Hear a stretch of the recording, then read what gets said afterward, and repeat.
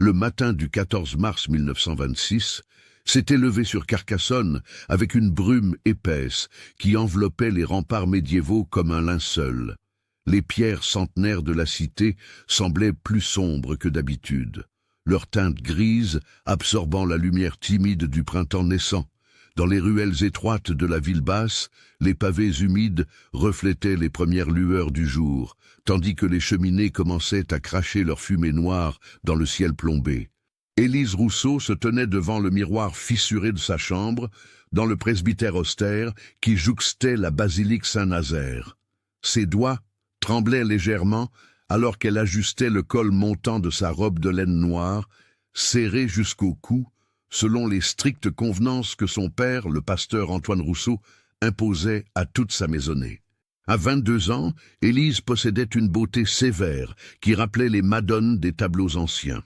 Un visage pâle aux traits délicats, des yeux d'un gris profond qui semblaient toujours contempler quelque chose au-delà du monde visible, et des cheveux châtains qu'elle portait constamment tirés en un chignon bas et rigide. « Élise !»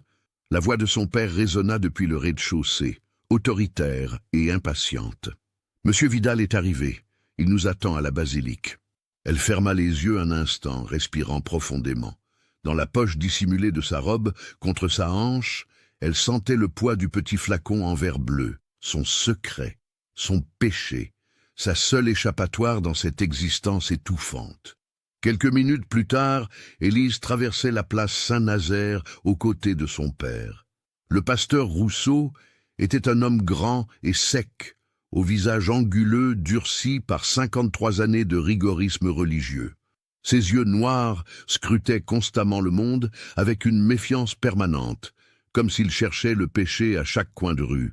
Ses paroissiens le respectaient autant qu'ils le craignaient, car sa foi était aussi inflexible que les murs de la forteresse qui dominait la ville. Cette photographie sera un témoignage de notre piété familiale, déclara-t-il d'une voix grave en montant les marches de pierre usées par des siècles de passage. Les Rousseau servent Dieu depuis 5 générations dans cette ville. Tu représentes notre lignée, Élise. Ta pureté doit être irréprochable. Oui, père, murmura-t-elle, les yeux baissés. Ils pénétrèrent dans la basilique par le portail latéral. L'intérieur était glacial et sombre, à peine éclairé par les vitraux médiévaux qui filtraient une lumière colorée et poussiéreuse. Les voûtes gothiques s'élevaient vers le ciel comme des prières de pierre, et l'odeur d'encens froid imprégnait chaque recoin. Monsieur Henri Vidal, le photographe le plus réputé de Carcassonne, avait installé son imposant appareil photographique sur un trépied devant l'autel principal.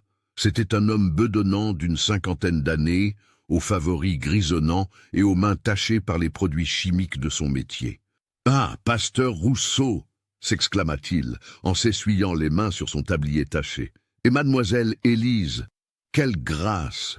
Vous serez magnifique sur la plaque. »« La photographie est prête ?» demanda sèchement le pasteur, peu intéressé par les compliments. « Presque, presque. La lumière est capricieuse ce matin avec cette brume. Mais nous y arriverons. » Vidal fit signe à Élise d'approcher. « Mademoiselle, si vous voulez bien vous placer devant l'autel, les mains jointes en prière. Voilà, un peu plus vers la gauche. Parfait. » Élise se plaça à l'endroit indiqué, ses bottines lacées résonnant sur les dalles anciennes. Elle sentait le poids du flacon contre sa hanche, comme un battement de cœur étranger.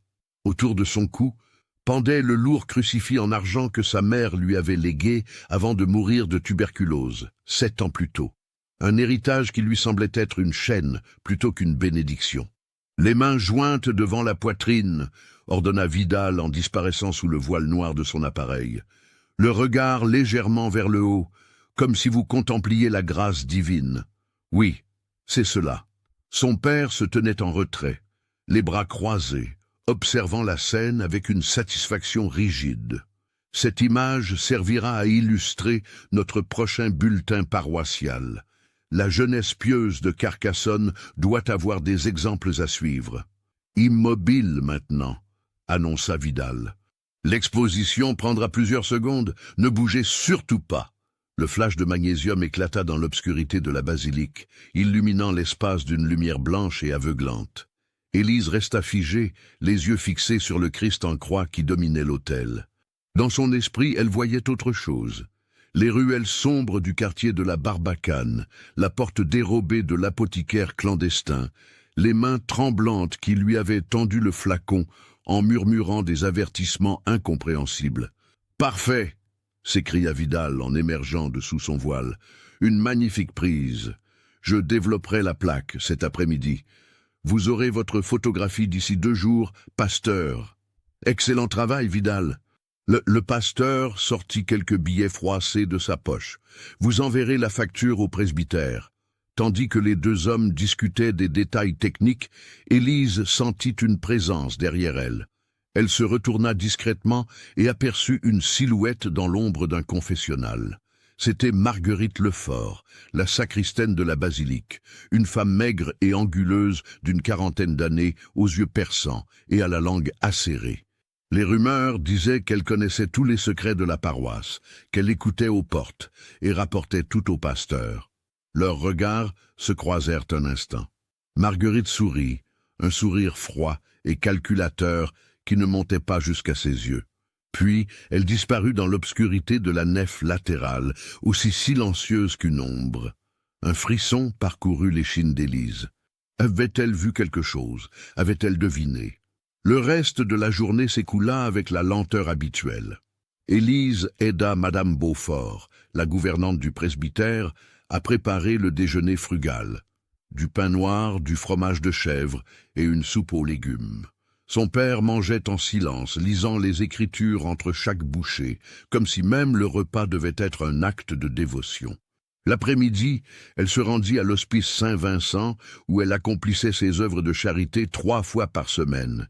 C'était un bâtiment lugubre près des remparts, où s'entassaient les malades, les vieillards abandonnés et les fous que la société préférait oublier. Sœur Augustine, une religieuse au visage ridé mais aux yeux bienveillants, l'accueillit à l'entrée. « Ma chère Élise, comme toujours ponctuelle, les patients vous attendent. » Elle passa les heures suivantes à nourrir à la cuillère des vieillards édentés, à changer des draps souillés, à écouter les délires des aliénés enfermés dans les cellules du dernier étage. C'était un travail épuisant et souvent dégradant, mais c'était aussi le seul moment où elle se sentait réellement utile, où sa vie prenait un sens au-delà des prières mécaniques et des rituels vides. Dans la salle des femmes, elle s'assit au chevet de Madame Garnier, une ancienne couturière de 80 ans qui s'éteignait lentement de consomption. La vieille femme lui saisit la main avec une force surprenante. « Vous avez des yeux tristes, petite », murmura-t-elle d'une voix rauque, « des yeux qui ont vu trop de noirceur pour votre âge. Méfiez-vous des ombres, ma fille, elles se nourrissent des âmes perdues. »« Reposez-vous, Madame Garnier », dit doucement Élise en humectant les lèvres gercées de la mourante avec un linge humide. « Vous avez de la fièvre ?»« Non, non. » La vieille femme secoua la tête avec agitation. « J'ai vécu assez longtemps pour reconnaître les signes. Cette ville cache des secrets plus anciens que ses murailles, des choses qui ne devraient jamais être réveillées. » Élise sentit son sang se glacer. « De quoi parlez-vous ?» Mais Madame Garnier avait déjà replongé dans son délire fiévreux, marmonnant des mots incompréhensibles en latin et en langue d'oc. Le soir tombait lorsqu'Élise quitta l'hospice. Les rues de Carcassonne prenaient une teinte cuivrée sous les derniers rayons du soleil couchant. Elle marchait lentement, retardant le moment où elle devrait rentrer au presbytère pour les prières du soir et le sermon interminable de son père. Ses pas la menèrent instinctivement vers le quartier de la Trivalle, la partie la plus pauvre et la plus mal famée de la ville basse. Ici, les maisons se serraient les unes contre les autres comme des dents pourries. Les ruelles étaient jonchées de détritus et l'odeur de misère imprégnait l'air. C'était dans ce dédale de ruelles sombres qu'elle avait découvert l'apothicaire clandestin 3 mois plus tôt. Elle s'arrêta devant une porte anonyme, marquée seulement par un symbole gravé dans le bois, un serpent enroulé autour d'une coupe. Son cœur battait fort dans sa poitrine. Elle savait qu'elle ne devrait pas être là, que chaque visite était un risque supplémentaire, mais elle ne pouvait pas s'en empêcher. Elle avait besoin de savoir. Elle frappa 3 coups courts, puis 2 longs. Un code.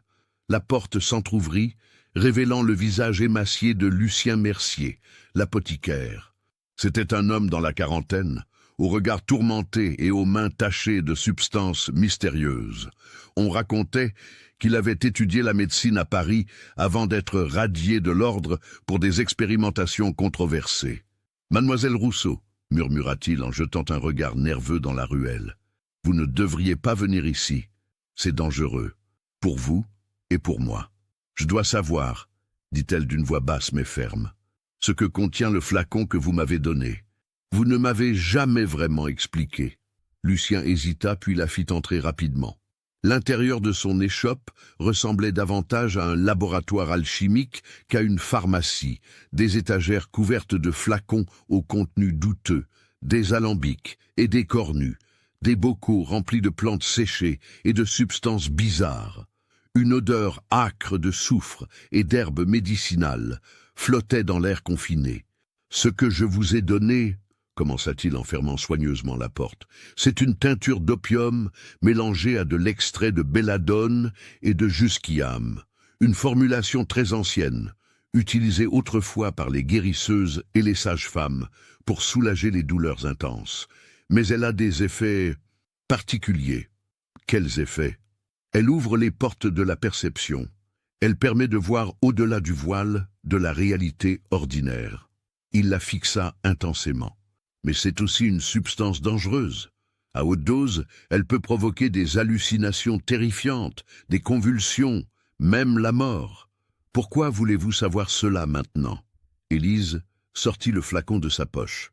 Il était à moitié vide. « J'en ai déjà pris, plusieurs fois. » Le visage de Lucien blêmit. « Combien de fois? Quelle quantité ?»« 2 ou 3 gouttes, une fois par semaine, depuis 2 mois. » Elle détourna le regard, honteuse. « Au début, c'était juste pour échapper à la suffocation de ma vie. Mais maintenant, je vois des choses, des visions. Je ne sais plus ce qui est réel et ce qui ne l'est pas. Mon Dieu !» Lucien se passa une main tremblante sur le visage. « Vous développez une accoutumance. C'est exactement ce que je craignais. Cette substance crée une dépendance terrible. Et les visions, ce ne sont que des hallucinations causées par l'alcaloïde de la belladone qui altère votre cerveau. Rien de plus. »« Vous mentez !» s'écria Élise avec une véhémence soudaine. « Ce que je vois, c'est la vérité. La vraie nature de ce monde, de cette ville hypocrite, de tous ces gens qui se cachent derrière leurs prières. Je vois leur noirceur, leurs péchés secrets, leur pourriture. Ce que vous voyez, c'est votre propre esprit qui se décompose sous l'effet de la drogue, » répliqua Lucien avec dureté. « Vous devez arrêter immédiatement. Si vous continuez, vous finirez comme ces pauvres fous à l'hospice, ou pire encore. » Un silence pesant tomba entre eux. Élise serrait le flacon si fort que ses jointures blanchissaient. « Il y a autre chose que vous devez savoir, » reprit Lucien d'une voix plus basse. « Il y a 3 semaines, un homme est venu me voir, un étranger, avec un accent que je n'ai pas reconnu. Il m'a posé des questions sur vous. Il voulait savoir ce que je vous avais fourni. » Le sang d'Élise se glaça. « Qui était-ce ? » ?»« Je l'ignore. Un homme en costume noir avec une cicatrice sur la joue gauche. Il m'a offert de l'argent pour des informations, mais je n'ai rien dit. Cependant, il s'interrompit, l'air profondément troublé. Il a mentionné quelque chose d'étrange. Il a dit que la vieille histoire allait se répéter, que Carcassonne allait à nouveau être le théâtre d'une tragédie comme il y a 50 ans. Quelle tragédie? Je n'en sais rien. Mais écoutez-moi bien, mademoiselle Rousseau. Débarrassez-vous de ce flacon. Oubliez cette substance. Et surtout, ne faites confiance à personne. Quelque chose de mauvais se prépare dans cette ville, et d'une manière ou d'une autre, vous êtes au centre. » Élise rentra au presbytère juste avant la nuit complète. Son père l'attendait dans le salon austère, debout près de la cheminée éteinte, une expression sévère sur le visage. « Où étais-tu » Sa voix était dangereusement calme. « À l'hospice, père. J'ai dû rester plus longtemps. Madame Garnier était très agitée. Marguerite Lefort est passée cet après-midi. » Il fit une pause, laissant le poids de ses mots s'installer. Elle dit avoir vu entrer dans le quartier de la Trival. Le cœur d'Élise manqua un battement. J'ai pris un raccourci. « Ne me mens pas !» Son père abattit son poing sur la cheminée, faisant trembler les bibelots. Le quartier de la Trivale est un repère de vices et de péchés. Qu'allais-tu faire là-bas? Rien, père, je vous jure, je me suis simplement perdu. Il s'approcha d'elle, ses yeux noirs brillant de colère et de quelque chose d'autre. De la peur, peut-être? Tu es tout ce qui me reste d'elle. De ta mère. Elle était pure, pieuse, parfaite. Tu dois être comme elle. Tu dois l'être. Mère n'était pas parfaite, murmura Élise, avant de pouvoir se retenir. Le gifle fut si rapide et si violente qu'elle la projeta contre le mur. Sa joue brûlait, ses oreilles bourdonnaient. Son père se dressait devant elle, tremblant de rage. « Ne parle jamais ainsi de ta mère. Tu n'es qu'une enfant ingrate qui ne comprend rien à la sainteté. » Il respirait difficilement, luttant pour retrouver son calme. « Monte dans ta chambre. Tu y resteras jusqu'à demain, sans souper, et tu prieras pour le pardon de ton insolence. » Élise monta les escaliers en courant, les larmes brouillant sa vue. Une fois dans sa chambre, elle verrouilla la porte et s'effondra sur son lit étroit. Sa joue la lançait atrocement, et elle savait qu'elle porterait une marque le lendemain. Dans l'obscurité de sa chambre, elle sortit le flacon de sa poche. La lumière de la lune qui filtrait par la fenêtre faisait briller le verre bleu d'un éclat inquiétant. Elle savait qu'elle devrait s'en débarrasser, comme Lucien le lui avait conseillé. Mais comment pourrait-elle supporter ne serait-ce qu'un jour de plus dans cette prison de piété hypocrite, sans son échappatoire? Elle dévissa le bouchon. 2 gouttes sur sa langue. Le goût amer de l'opium et de la belladone. Puis elle referma le flacon et s'allongea, attendant que les visions commencent. Elles ne tardèrent pas. Les ombres dans les coins de sa chambre prirent vie, se tordant et se déformant en formes impossibles. Les murs semblèrent respirer, palpiter comme un organisme vivant. Et dans le miroir fissuré, elle vit non pas son reflet, mais celui d'une autre femme, ou peut-être était-ce elle-même, mais transformée, vieillie, le visage marqué par des cicatrices et des brûlures. La vision lui sourit, d'un sourire terrible qui révélait des dents noircies.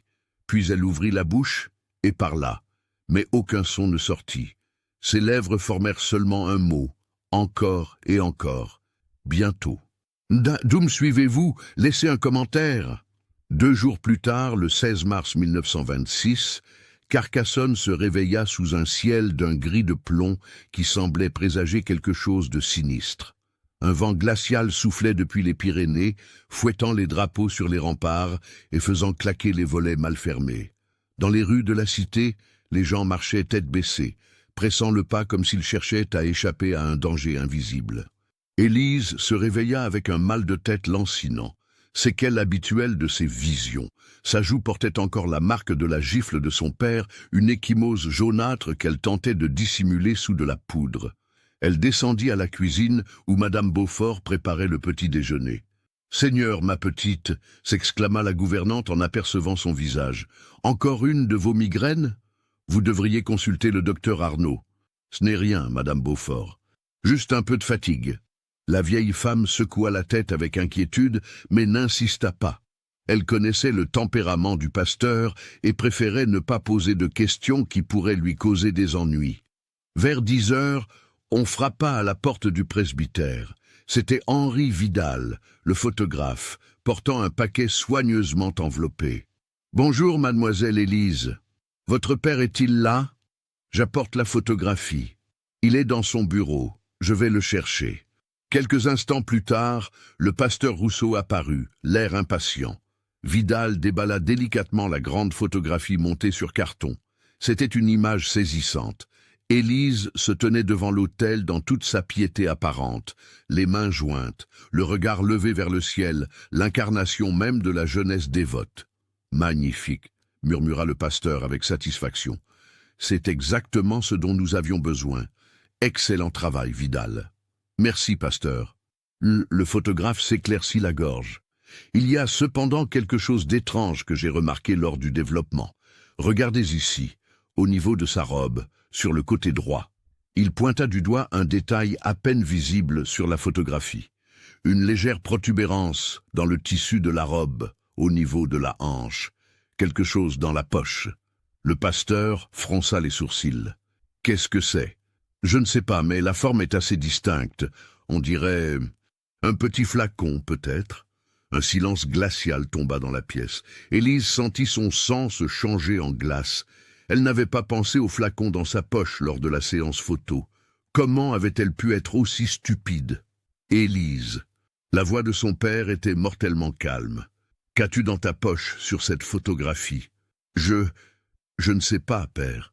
Peut-être mon mouchoir. Ton mouchoir. Il répéta le mot lentement, comme s'il en testait le poids. Va le chercher. Maintenant. Père, ce n'est rien, vraiment. J'ai dit, va le chercher. Les mains tremblantes, Élise monta à l'étage et entra dans sa chambre. Le flacon bleu était caché dans sa table de nuit. Elle le prit, le regarda un long moment. Elle pouvait mentir, prétendre l'avoir perdu, mais son père ne la croirait pas. Et s'il fouillait sa chambre, ce serait encore pire. Elle redescendit lentement, le flacon serré dans sa main. Son père et Vidal étaient toujours dans le hall d'entrée. Elle tendit le flacon à son père sans un mot. Il le prit, l'examina à la lumière. Le verre bleu brillait d'un éclat hypnotique. « Qu'est-ce que c'est? Une teinture pour mes migraines. Qui te l'a donné? Un apothicaire. Quel apothicaire? Sa voix montait dangereusement. Le docteur Arnaud? La pharmacie Germain? Élise ne répondit pas. Le pasteur Rousseau dévissa le bouchon et sentit le contenu. Son visage devint blanc comme un linge. Opium, murmura-t-il. Et autre chose, quelque chose de plus sinistre. Vidal, qui avait assisté à la scène avec un malaise croissant, toussa nerveusement. Je vais vous laisser. C'est une affaire familiale. Non, restez, ordonna le pasteur d'une voix terrible. Vous êtes témoin de ce qui va suivre. Élise, dis-moi la vérité. Où as-tu obtenu cette substance maudite? Je ne peux pas vous le dire. Tu ne peux pas, ou tu ne veux pas? Il leva le flacon devant ses yeux. Sais-tu ce que c'est? Sais-tu ce que les anciens appelaient ce poison? Les larmes du diable. Une drogue qui ouvre les portes de l'enfer dans l'esprit des faibles. Combien de fois en as-tu pris? Quelques fois seulement.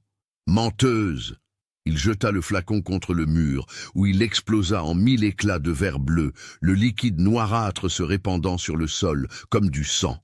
Tu es possédé, le diable s'est emparé de ton âme. Non, père, vous ne comprenez pas. Silence! Il se tourna vers Vidal qui semblait pétrifié. Pas un mot de ceci à quiconque, vous m'entendez? Notre réputation familiale est en jeu. Si cette histoire se répand, nous sommes ruinés. Bien sûr, pasteur, je serai muet comme une tombe. Mais ils savaient tous les trois que c'était un mensonge. Dans une ville comme Carcassonne, les secrets ne restaient jamais enterrés longtemps. Dans l'heure qui suivit, le pasteur Rousseau convoqua le père Gérard Fontaine, le prêtre catholique de la basilique Saint-Nazaire. C'était un homme corpulent dans la soixantaine, au visage rubicond et aux manières joviales, qui cachait mal une intelligence aiguisée. Les relations entre les deux hommes de foi étaient complexes. Bien que de confessions différentes, ils étaient unis par un respect mutuel et une préoccupation commune pour la moralité de leur communauté. Ils s'installèrent dans le bureau du pasteur, une pièce sombre aux murs couverts de livres religieux poussiéreux. Élise fut convoquée et forcée de raconter toute l'histoire. Comment elle avait découvert l'échoppe de Lucien Mercier, comment elle s'était procuré la drogue, combien de fois elle en avait pris. Le père Fontaine l'écouta avec une gravité croissante, ses doigts tambourinant sur la coudoir de son fauteuil. « C'est très sérieux, ma fille, très sérieux. Non seulement tu as mis ton âme en danger, mais tu as aussi enfreint les lois de Dieu et des hommes. »« Je sais, » murmura Élise les yeux baissés, « mais je ne voulais pas faire de mal. Je voulais juste échapper. »« Échapper à quoi ?» demanda le père Fontaine d'une voix plus douce. « À ta vie, à tes devoirs, à tout, » dit-elle dans un souffle. « À cette prison, à ces murs qui m'étouffent, à ces prières qui ne signifient rien, à cette piété hypocrite qui cache tant de noirceur. » Son père se leva brusquement, faisant tomber sa chaise. « Comment oses-tu » ?»« Antoine » intervint le père Fontaine d'un ton apaisant. « Laissez-moi lui parler seul à seul, s'il vous plaît. » Le pasteur hésita, puis quitta la pièce en claquant la porte. Le prêtre se pencha en avant, fixant Élise avec intensité. Écoute-moi bien, ma fille. Je comprends ta souffrance. Vraiment. Ton père est un homme dur, inflexible. Mais ce que tu as fait est extrêmement dangereux, pas seulement spirituellement, mais aussi physiquement. Cette drogue, je l'ai déjà vue détruire des vies. Vous ne comprenez pas. Elle m'a permis de voir... Quoi? De voir quoi? La vérité. Sur cette ville, sur les gens. Elle leva les yeux vers lui, et il fut frappé par l'intensité sauvage de son regard. J'ai vu des choses que je n'aurais jamais dû voir, des secrets enfouis, des péchés cachés. Le père Fontaine fronça les sourcils. Quels secrets? Je ne peux pas en parler, pas maintenant, mais ils sont réels, aussi réels que vous et moi. Un long silence suivit. Finalement, le prêtre soupira profondément. Il y a une histoire dans cette ville, une vieille histoire que peu de gens connaissent. Il y a 50 ans, en 1876, une jeune femme nommée Catherine Valmont a été accusée de sorcellerie et de commerce avec le diable. Elle aussi utilisait une drogue similaire, qu'elle disait lui permettre de voir l'avenir et de communiquer avec les morts. Elle a été jugée, condamnée et... Et quoi? Elle a été brûlée vive sur la place de la Cité devant une foule en délire. Il la fixa gravement. L'Inquisition est peut-être morte officiellement, mais la peur et la superstition sont toujours vivantes dans le cœur des hommes. Si cette histoire se répand, je ne peux pas garantir ta sécurité. Vous essayez de me faire peur. Non, j'essaie de te sauver la vie. Il se leva, posant une main sur son épaule.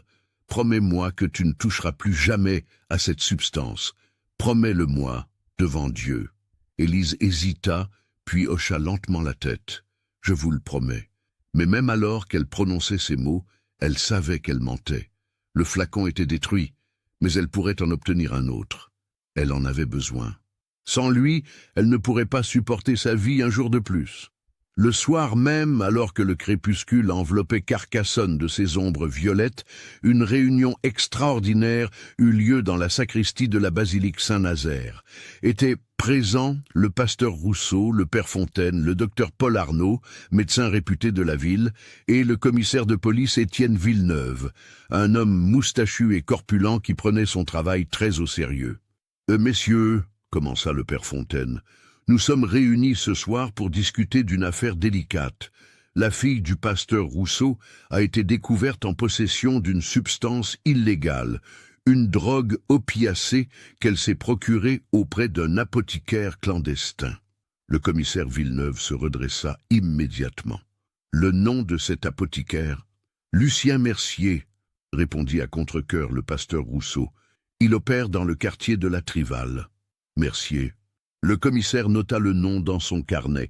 Je le connais, un personnage douteux, radié de l'ordre des médecins il y a des années pour des pratiques contraires à l'éthique. Je vais ouvrir une enquête immédiatement. Non! Le pasteur se leva brusquement. Aucune enquête officielle. Cela mettrait ma fille en danger et ruinerait notre réputation. Je demande... Non. Je supplie que cette affaire soit traitée avec la plus grande discrétion. « Je comprends vos préoccupations, pasteur, » dit le docteur Arnaud d'un ton calme et posé. « Mais nous ne pouvons pas ignorer le fait qu'une drogue dangereuse circule dans notre ville. Si votre fille a pu s'en procurer, d'autres peuvent en faire autant. Nous devons agir. »« Le docteur a raison, » ajouta le père Fontaine. « Cependant, je suggère une approche plus diplomatique.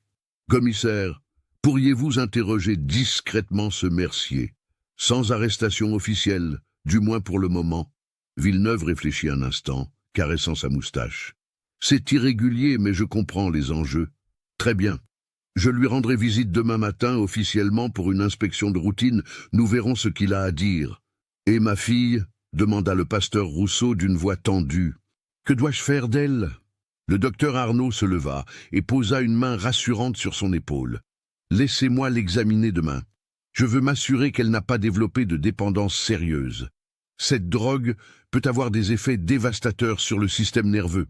Merci, docteur. » Alors que la réunion touchait à sa fin, le père Fontaine fit remarquer quelque chose d'étrange. « Il y a une chose qui me trouble. Cette affaire me rappelle étrangement celle de Catherine Valmont en 1876. Les similitudes sont inquiétantes. » De vieilles superstitions, marmonna le commissaire. Nous sommes en 1926, père. L'époque des chasses aux sorcières est révolue. Peut-être, répondit le prêtre pensivement. Mais la nature humaine ne change jamais vraiment. La peur et l'ignorance sont toujours là, juste sous la surface. Il ne savait pas à quel point il avait raison. Cette nuit-là, Élise ne put trouver le sommeil. Allongée dans son lit, elle fixait le plafond de sa chambre, écoutant les craquements de la vieille maison. Son corps réclamait la drogue, chaque cellule de son être hurlant pour quelques gouttes du poison qui lui apportait l'oubli. Vers minuit, elle entendit des voix en bas. Elle se leva silencieusement et se glissa dans le couloir. Son père était dans son bureau, parlant avec quelqu'un.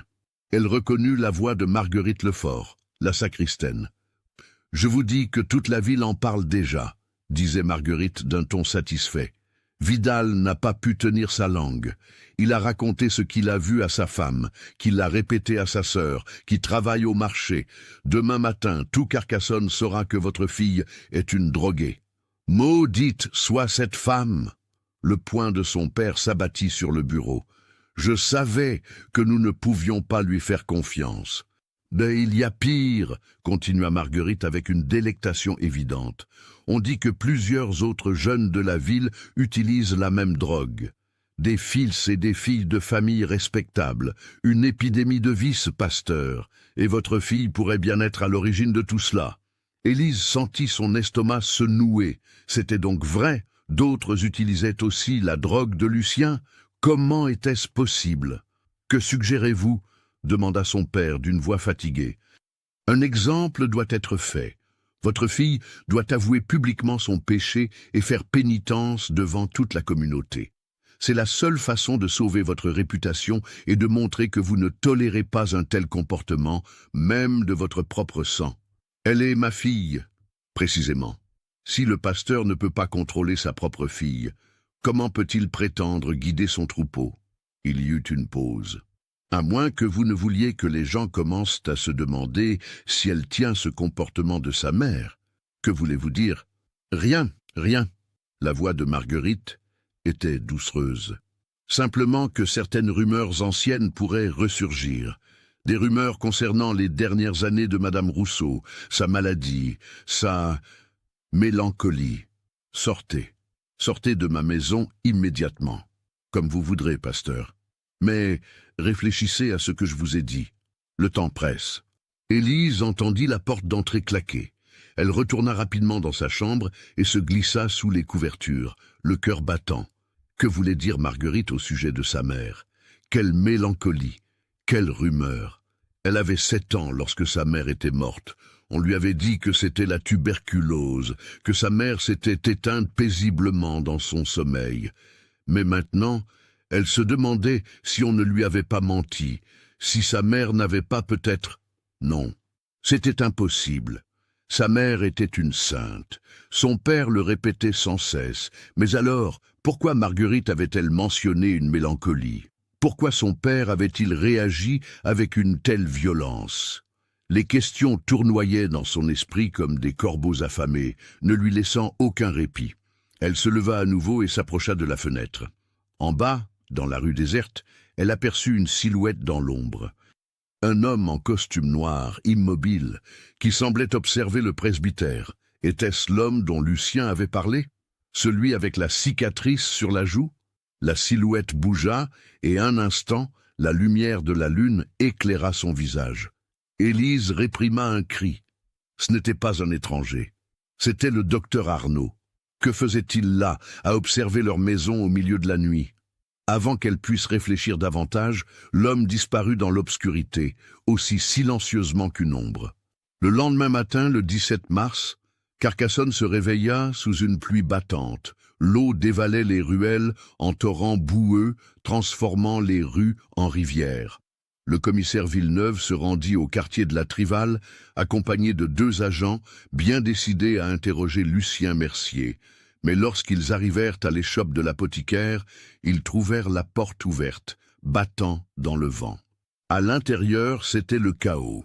Les étagères renversées, les flacons brisés, des substances chimiques répandues sur le sol. Et au milieu de ce désastre, le corps de Lucien Mercier.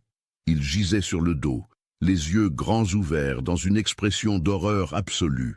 Sa bouche était béante, comme figée dans un cri silencieux, et sur son front, gravé dans la chair avec une précision chirurgicale, se trouvait un symbole étrange, un serpent se mordant la queue, formant un cercle parfait. Un Ouroboros. Mon Dieu, murmura l'un des agents, se signant rapidement. Le commissaire Villeneuve s'agenouilla près du corps, examinant les blessures. Il a été drogué, dit-il en reniflant les lèvres du mort. Empoisonné avec sa propre marchandise, probablement. Mais ce symbole... Il toucha délicatement la chair tuméfiée autour de la marque. Il a été gravé post-mortem, ou très peu de temps avant la mort. Un message. Un message de qui? Demanda l'agent. C'est ce que nous allons découvrir. Villeneuve se releva, jetant un regard circulaire sur les lieux. Cherchez partout. Je veux savoir ce qui se passait ici. Et trouvez-moi une liste de ses clients si elle existe. Pendant que ces hommes fouillaient les shops, le commissaire remarqua quelque chose d'étrange. Sur le mur du fond, à demi effacé, un graffiti à la craie. Les larmes du diable ne pardonnent pas. La vieille dette sera payée dans le sang. Carcassonne se souviendra. Docteur, si cette histoire macabre vous a donné des frissons, partagez-la avec un ami qui aime les contes d'horreur. La nouvelle de la mort de Lucien Mercier se répandit dans Carcassonne avec la rapidité d'un feu de forêt. Avant midi, toute la ville était au courant, et les rumeurs les plus folles circulaient déjà. Certains disaient qu'il avait été assassiné par un concurrent jaloux. D'autres murmuraient qu'il s'agissait d'un rituel satanique. Les plus superstitieux évoquaient la malédiction de Catherine Valmont, la sorcière brûlée 50 ans plus tôt. Élise apprit la nouvelle par Madame Beaufort, qui la lui rapporta avec un mélange d'horreur et d'excitation malsaine. Elle dut s'asseoir, ses jambes refusant soudainement de la porter. Lucien était mort. L'homme qui lui avait fourni son échappatoire, qui connaissait son secret, était mort, assassiné. Et elle savait, avec une certitude glaciale, que ce n'était pas un hasard. Son père la convoqua dans son bureau 1 heure plus tard. Le commissaire Villeneuve était présent, ainsi que le docteur Arnaud. Les 3 hommes la regardèrent entrer avec des expressions graves. « Élise », commença son père d'une voix tendue, « le commissaire a des questions à te poser. Tu vas répondre avec honnêteté et précision. »« Mademoiselle Rousseau, » dit Villeneuve en ouvrant son carnet, « quand avez-vous vu Lucien Mercier pour la dernière fois ?»« Il y a 2 jours, le 15 mars, en fin d'après-midi. » « Et que s'est-il passé lors de cette rencontre ?» Elle raconta l'essentiel de leur conversation, omettant seulement les détails les plus compromettants. Elle mentionna l'homme mystérieux avec la cicatrice, et le commissaire nota immédiatement ce détail. « Cet homme, pouvez-vous le décrire plus précisément ?» Lucien n'a pas donné beaucoup de détails. Un costume noir, une cicatrice sur la joue gauche, un accent étranger. Intéressant.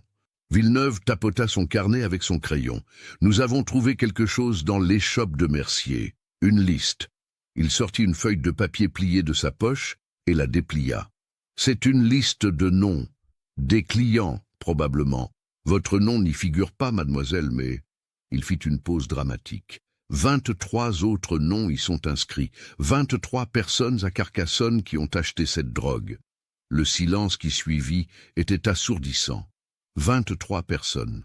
C'était incroyable, impensable. « Qui sont-ils » demanda le pasteur Rousseau d'une voix blanche. « Je ne peux pas divulguer cette information pour le moment, mais je peux dire que plusieurs sont des membres éminents de notre communauté, des commerçants respectables, des fonctionnaires, même, il hésita, même quelques membres du clergé. Le docteur Arnaud, qui était resté silencieux jusque-là, intervint. « Commissaire, avec votre permission, j'aimerais examiner mademoiselle Rousseau. Si elle a été exposée à cette drogue pendant plusieurs semaines, il est crucial que j'évalue son état de santé physique et mentale. »« Bien sûr, docteur. » On laissa Élise seule avec le médecin dans le bureau. Arnaud était un homme dans la cinquantaine, au visage ascétique et aux yeux perçants derrière ses lunettes cerclées d'acier. Il avait une réputation d'excellence professionnelle, mais aussi de froideur émotionnelle. « Asseyez-vous, mademoiselle. » dit-il en sortant son stéthoscope. Je vais procéder à un examen de routine. Il écouta son cœur, examina ses pupilles, prit son pouls. Ses mains étaient froides et cliniques, ses gestes précis et mécaniques. Vos pupilles sont dilatées, observa-t-il. Fréquence cardiaque légèrement élevée, tremblement dans les mains, ce sont des signes classiques de sevrage. Quand avez-vous pris cette drogue pour la dernière fois? Il y a 3 jours. Et vous en ressentez le manque. Ce n'était pas une question. Élise ne répondit pas. Arnaud se recula, croisant les bras. Mademoiselle Rousseau, je vais être franc avec vous. La substance que vous avez consommée est extrêmement addictive. Si vous continuez à en prendre, vous finirez dans un asile d'aliénés, si ce n'est pire. Mais il y a quelque chose de plus troublant. Quoi donc? Cette drogue, telle que Mercier l'a formulée, contient des alcaloïdes qui peuvent provoquer des hallucinations très spécifiques. Des visions qui semblent réelles, qui intègrent des éléments de votre environnement réel. Certains utilisateurs deviennent incapables de distinguer le réel de l'imaginaire. Il la fixa intensément. Avez-vous eu de telles visions?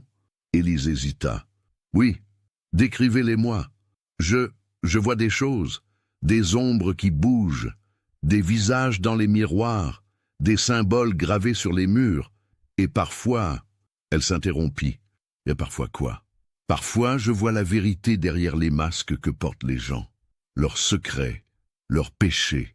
Arnaud resta silencieux un long moment. C'est exactement ce que je craignais. Vous développez ce que nous appelons en médecine une psychose induite par une substance. Votre esprit crée des connexions qui n'existent pas, voit des significations là où il n'y en a pas. C'est dangereux, mademoiselle, très dangereux. Vous ne me croyez pas. Ce n'est pas une question de croire ou non, c'est une question de science médicale. Il se pencha en avant. Mais laissez-moi vous dire quelque chose d'autre. La nuit dernière, j'ai découvert quelque chose de troublant dans mes archives médicales. Il y a 7 ans, j'ai soigné votre mère pendant ces derniers mois. Le cœur d'Élise se serra. Ma mère est morte de tuberculose. C'est ce que tout le monde croit. Mais la vérité est plus complexe. Il marqua une pause, pesant ses mots. Votre mère souffrait effectivement de tuberculose, mais elle souffrait aussi d'une profonde mélancolie, une dépression nerveuse, dirions-nous aujourd'hui. Et dans ces derniers jours, elle a commencé à avoir des visions, des hallucinations.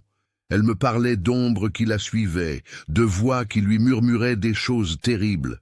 Vous mentez. Mon père ne m'a jamais parlé de cela. Votre père voulait protéger sa mémoire, et la vôtre. Mais maintenant, je me demande... Il la fixa avec une intensité troublante. Je me demande si ce que vous vivez n'est pas héréditaire, si la même fragilité mentale qui a affligé votre mère ne vous affecte pas aussi. Élise se leva brusquement, la rage bouillonnant en elle. Ma mère n'était pas folle, et moi non plus. Personne ne parle de folie, mais d'une vulnérabilité, d'une prédisposition. La porte du bureau s'ouvrit brutalement. C'était Madame Beaufort, le visage rouge et haletante. « Pasteur, docteur, venez vite, il y a eu un autre incident. » Ils se précipitèrent tous dans la rue, suivant Madame Beaufort vers la place de la Cité. Une foule s'était rassemblée devant l'église, murmurant et pointant du doigt. Le commissaire Villeneuve était déjà sur place, tenant les curieux à distance. « Que se passe-t-il » demanda le pasteur Rousseau. Villeneuve pointa vers le portail de l'église. Là, gravé dans le bois ancien avec une précision inquiétante, se trouvait le même symbole que celui trouvé sur le front de Lucien Mercier, l'Ouroboros, le serpent se mordant la queue. Et en dessous, une inscription en latin, Mors Janua Vitae. La mort est la porte de la vie. Ce n'était pas là hier, murmura le père Fontaine qui venait d'arriver en courant. J'en suis certain.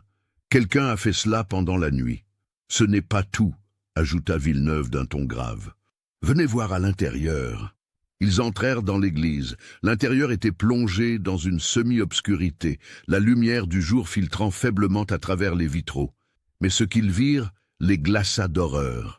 Sur le sol de la nef centrale, disposé avec un soin méticuleux, se trouvait un cercle de bougies noires. Au centre du cercle, il y avait un autre symbole, dessiné avec une substance rouge qui ressemblait à du sang. Une roue à 8 rayons, chaque rayon se terminant par un œil. « Qu'est-ce que c'est » demanda le pasteur Rousseau d'une voix tremblante. Le père Fontaine s'agenouilla, examinant le symbole de près. C'est une roue des visions, un ancien symbole utilisé par les hérétiques cathares au Moyen-Âge. On dit qu'il représente les 8 portes de la perception, les 8 chemins vers la connaissance interdite. Et le sang? Ce n'est pas du sang humain, intervint le docteur Arnaud après avoir prélevé un échantillon avec un mouchoir. De la peinture rouge mélangée à... Il renifla. À de l'encre et peut-être du vin, mais l'effet est délibérément dramatique. Quelqu'un essaie de nous terroriser, dit Villeneuve, de créer une atmosphère de peur et de superstition. Mais pourquoi? Parce que la peur est contagieuse, répondit doucement Élise. Tous se tournèrent vers elle. Et une fois qu'elle commence à se propager, elle devient incontrôlable, continua-t-elle, comme une épidémie, comme la peste. Le père Fontaine la regarda longuement. Vous avez raison, ma fille, et je crains que nous ne soyons qu'au début. Il avait, tragiquement, raison. Les jours suivants furent un crescendo de chaos et de paranoïa. Le 18 mars, on découvrit le cadavre d'un jeune homme nommé Thomas Girard dans une ruelle près du marché. Lui aussi avait le symbole de l'ouroboros gravé sur le front. L'autopsie révéla qu'il était mort d'une overdose de la même drogue que possédait Lucien Mercier. Le 19 mars, ce fut au tour de Sophie Blanchard, une jeune couturière, d'être retrouvée morte dans des circonstances similaires. Puis, le 20 mars, Henri Vidal, le photographe, disparut mystérieusement. On retrouva sa boutique saccagée, toutes ses photographies détruites, sauf une, celle d'Élise devant l'autel, qui avait été laissée bien en évidence avec le visage d'Élise entouré au crayon rouge. La panique s'empara de Carcassonne. Les gens commencèrent à s'accuser mutuellement, à voir des signes et des symboles partout. Des attroupements se formaient dans les rues, des voix s'élevaient pour réclamer la justice, ou plutôt la vengeance. Le commissaire Villeneuve établit un couvre-feu et doubla les patrouilles dans les rues. Mais cela ne fit qu'aggraver la situation. Les rumeurs se multipliaient. On parlait d'un culte secret, d'adorateurs du diable, d'une conspiration visant à détruire la ville de l'intérieur. Et au centre de toutes ces rumeurs se trouvait Élise Rousseau. Le 21 mars, une foule se rassembla devant le presbytère. Une cinquantaine de personnes, peut-être plus, brandissant des torches et réclamant qu'Élise soit livrée à la justice. Marguerite Lefort était à leur tête, son visage émacié, déformé par une ferveur fanatique. « Elle a apporté la malédiction sur notre ville !»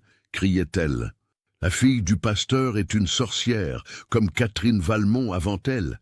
Elle doit être jugée, elle doit être punie. » À l'intérieur du presbytère, le pasteur Rousseau se tenait devant la fenêtre, observant la foule avec un mélange de peur et de désespoir. Élise était montée dans sa chambre, enfermée à double tour. Madame Beaufort tremblait dans un coin, égrenant son chapelet. « Ils sont devenus fous », murmura le pasteur, « complètement fous. » Le commissaire Villeneuve arriva avec une douzaine d'agents, dispersant la foule à coups de matraque et de menaces d'arrestation. Mais tout le monde savait que ce n'était qu'un répit temporaire. La situation échappait à tout contrôle. Cette nuit-là, Élise ne dormit pas. Allongée dans son lit, elle écoutait les bruits de la maison, les craquements du bois, le sifflement du vent. Son corps réclamait désespérément la drogue, mais il n'y en avait plus. Lucien était mort. Le flacon était détruit. Elle était seule face à la tempête qu'elle avait involontairement déclenchée. Vers 3 heures du matin, elle entendit un bruit à sa fenêtre, un léger grattement, comme si quelqu'un essayait de l'ouvrir. Elle se leva silencieusement et s'approcha. À travers la vitre, elle aperçut une silhouette sur le rebord. Son cœur bondit. Qui pouvait bien grimper jusqu'à sa fenêtre au 2e étage? Elle ouvrit prudemment. C'était un jeune homme qu'elle ne connaissait pas, vêtu de noir, le visage partiellement dissimulé par une écharpe. Il avait des yeux verts intenses et des mains calleuses de travailleur. « Qui êtes-vous » chuchota-t-elle. « Un ami » répondit-il d'une voix basse et urgente. « Enfin, pas exactement un ami, mais quelqu'un qui ne veut pas vous voir brûler vive sur la place publique. Je m'appelle Julien Marchand. » Le nom lui disait vaguement quelque chose. « Vous étiez sur la liste de Lucien, n'est-ce pas? Vous achetiez aussi la drogue. Oui. Et maintenant, on nous traque comme des animaux. 4 personnes sont mortes, mademoiselle Rousseau. 4 personnes dont le nom figurait sur cette liste. Ce n'est pas un hasard. Quelqu'un nous tue systématiquement. Mais pourquoi? C'est ce que je compte découvrir. Il lui tendit un morceau de papier plié. J'ai fait mes propres recherches. Il y a quelque chose que personne ne sait, quelque chose qui remonte à 50 ans, l'histoire de Catherine Valmont, la sorcière brûlée en 1876. J'en ai entendu parler. Ce qu'on ne vous a pas dit, c'est que Catherine Valmont n'était pas une sorcière. C'était une sage-femme et une herboriste. Elle préparait des remèdes pour les gens du peuple, dont une teinture d'opium pour soulager les douleurs. Exactement la même que celle de Lucien Mercier. Élise sentit un frisson la parcourir. Continuez. Catherine a été accusée de sorcellerie par les notables de la ville qui voyaient en elle une menace à l'ordre établi. Elle a été jugée dans un procès grotesque et condamnée au bûcher. Mais avant de mourir, elle a juré que la vérité ressortirait un jour, que ceux qui l'avaient condamnée paieraient pour leurs crimes. Vous croyez à une malédiction? Non. Le regard de Julien était dur et déterminé. Je crois à une vengeance humaine. Catherine avait une petite fille de 5 ans qui a été adoptée par une famille de la ville, après la mort de sa mère. Cette fille a grandi ici, s'est mariée, a eu des enfants. Ses descendants vivent toujours à Carcassonne. Et vous pensez que... Je pense que quelqu'un de sa lignée cherche à venger l'injustice commise contre Catherine, en utilisant la même drogue, les mêmes symboles, la même peur qui a détruit sa ancêtre. Une vengeance 50 ans plus tard. Élise serra le papier dans sa main. Mais qui pourrait être ce descendant? C'est ce que vous devez découvrir, car vous êtes la seule en qui ils n'ont pas confiance. Vous êtes la fille du pasteur, le symbole de l'autorité religieuse qu'ils détestent, mais vous êtes aussi une victime, comme eux. Il se prépara à redescendre. Lisez ce que j'ai écrit, creusez dans les archives de la ville, et surtout, méfiez-vous de ceux qui se prétendent vos alliés, car le diable se cache souvent sous les habits du prêtre. Avant qu'elle puisse répondre, il avait disparu dans la nuit, aussi silencieusement qu'il était venu. Élise déplia le papier à la lumière de la lune. C'était une liste de noms, avec des dates et des notes griffonnées. Elle lut attentivement, et soudain, tout devint clair. La terrible, l'inimaginable vérité. Son sang se glaça dans ses veines. Non, c'était impossible. Cela ne pouvait pas être vrai.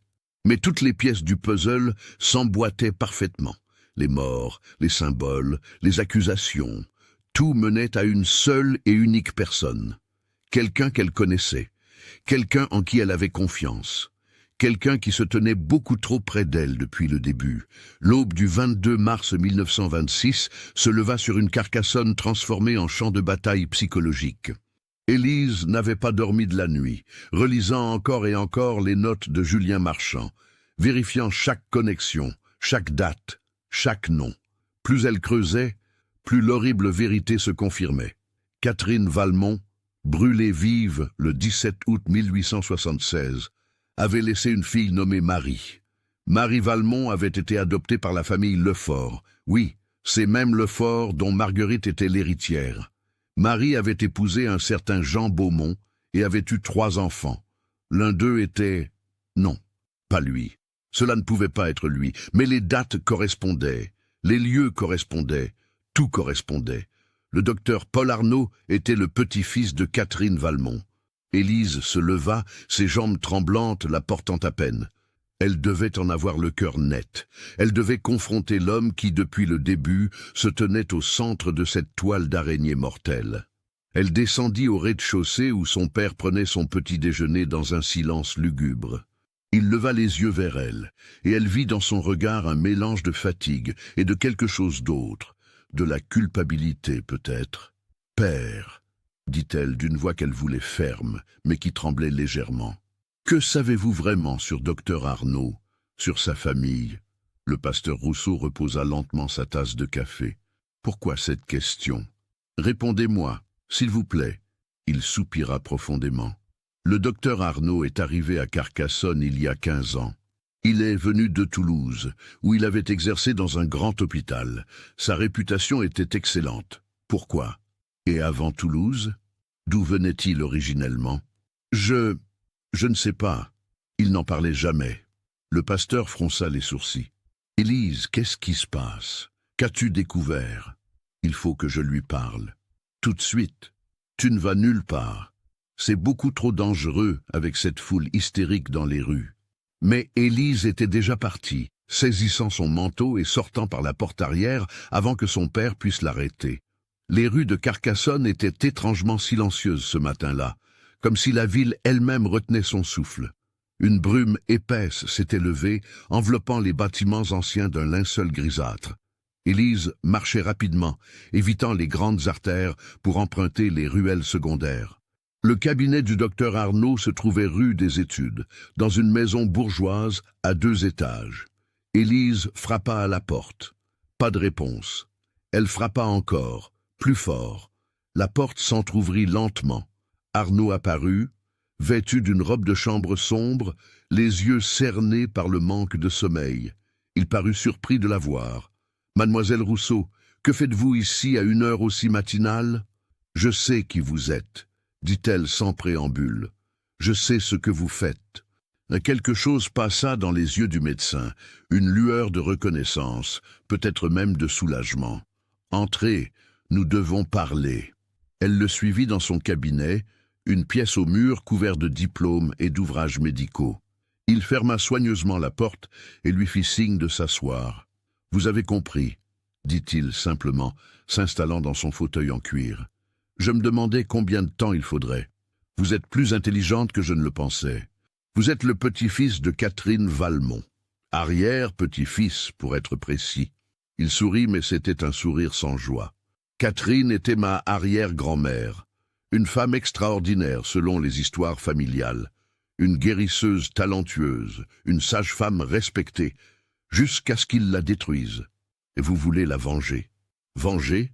Il se leva, marchant vers la fenêtre. Non, mademoiselle Rousseau, je veux la justice.